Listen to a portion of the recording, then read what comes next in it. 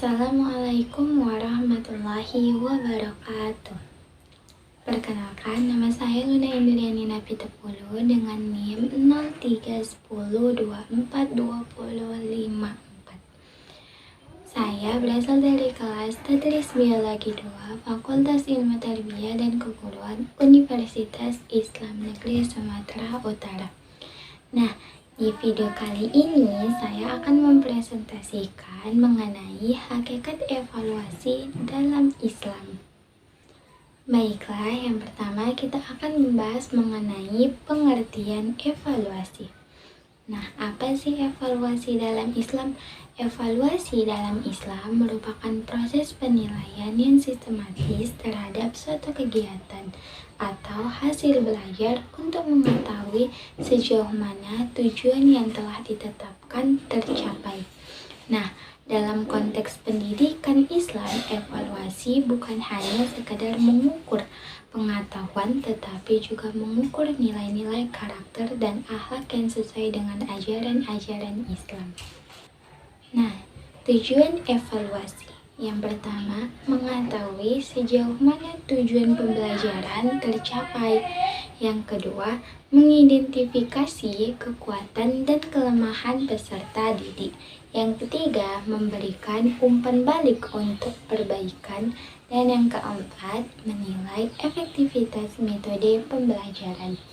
Nah, evaluasi ini dalam Al-Quran juga memiliki tujuan utama. Apa sih tujuan utama evaluasi dalam Al-Quran? Nah, tujuan utama evaluasi dalam Al-Quran adalah untuk membedakan antara orang yang beriman dan orang yang munafik, serta untuk memberikan balasan yang sesuai dengan amal perbuatan masing-masing. Nah, prinsip-prinsip evaluasi. Yang pertama, keadilan atau al-adl. Nah, setiap individu harus dinilai secara adil dan objektif tanpa adanya diskriminasi.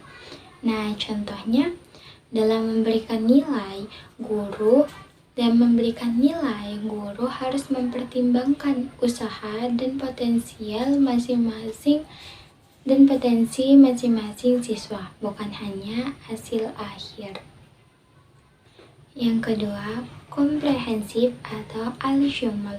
Nah, evaluasi tidak hanya berfokus pada aspek kognitif atau pengetahuan, tetapi evaluasi ini juga meliputi aspek efektif atau sikap dan nilai, dan psikomotorik atau keterampilan. Nah, contohnya, evaluasi tidak hanya mengukur hafalan siswa terhadap Al-Quran, tetapi juga memiliki sejauh mana mereka mengimplementasikan nilai-nilai Al-Quran dalam kehidupan mereka sehari-hari. Yang ketiga, kontinuitas atau al-istimar. Nah, evaluasi dilakukan secara berkelanjutan untuk memantau perkembangan peserta didiknya. Nah, bagaimana sih contohnya? Contohnya, guru memberikan kuis mini secara berkala untuk mengukur pemahaman siswa terhadap materi yang sedang dipelajari.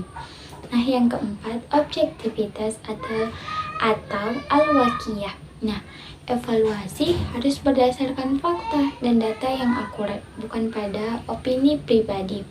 Nah, bagaimana contohnya? Contohnya, penggunaan rubrik penilaian yang jelas dan terperinci untuk menilai hasil kerja siswa. Nah, yang terakhir, Islamik atau al-Islamiyah. Nah, seluruh proses evaluasi harus berpedoman pada nilai-nilai dan tujuan pendidikan Islam.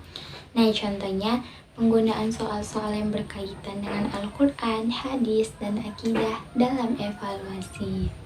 Baiklah, selanjutnya kita akan membahas mengenai implikasi konsep evaluasi dalam pendidikan Islam. Yang pertama, evaluasi yang holistik. Evaluasi tidak hanya berfokus pada aspek kognitif atau pengetahuan, tetapi juga meliputi aspek efektif atau sikap dan nilai dalam psikomotorik atau keterampilan. Yang kedua, evaluasi yang berorientasi pada tujuan. Nah, evaluasi dilakukan untuk mengetahui sejauh mana tujuan pendidikan Islam itu tercapai, yaitu membentuk individu yang beriman, bertakwa, berakhlak mulia, dan bermanfaat bagi masyarakat. Yang ketiga, evaluasi yang berkelanjutan. Evaluasi dilakukan secara berkelanjutan untuk memantau perkembangan peserta didik. Nah, ayat Al-Quran yang relevansi dengan konsep evaluasi yang pertama adalah Quran Surah Al-An'am ayat 59 yang artinya, dan sesungguhnya kami akan menguji kamu dengan sedikit ketakutan, kelaparan, kekurangan harta, jiwa, dan buah-buahan, dan berikanlah kabar gembira kepada orang-orang yang sabar. Nah, selanjutnya Quran Surah Al-Taghabun ayat 9. Dan Allah tidak menguji kamu dan memberikan orang-orang yang beriman dan menghilangkan orang-orang munafik. Terakhir Quran Surah Al-Insan ayat 8. Dan kami akan menimbang amal-amal mereka dengan timbangan yang tepat. Nah, konsep evaluasi dalam Al-Quran memiliki karakteristik yang khas, yaitu yang pertama, evaluasi yang berkesinambungan. Nah, Al-Quran mengajarkan bahwa Allah Subhanahu wa Ta'ala senantiasa melakukan evaluasi terhadap hambanya. Setiap amal perbuatan, baik besar maupun kecil, akan diperhitungkan. Yang kedua, evaluasi yang komprehensif.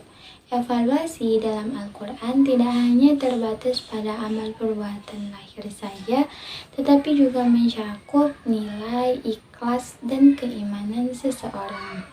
Nah, contoh penerapan konsep evaluasi dalam pendidikan Islam. Yang pertama, evaluasi terhadap pemahaman siswa terhadap Al-Quran dan hadis. Yang kedua, evaluasi terhadap perilaku siswa dalam kehidupan sehari-hari. Yang ketiga, evaluasi terhadap kemampuan siswa dalam menyelesaikan masalah. Yang keempat, evaluasi terhadap kontribusi siswa dalam kegiatan sosial.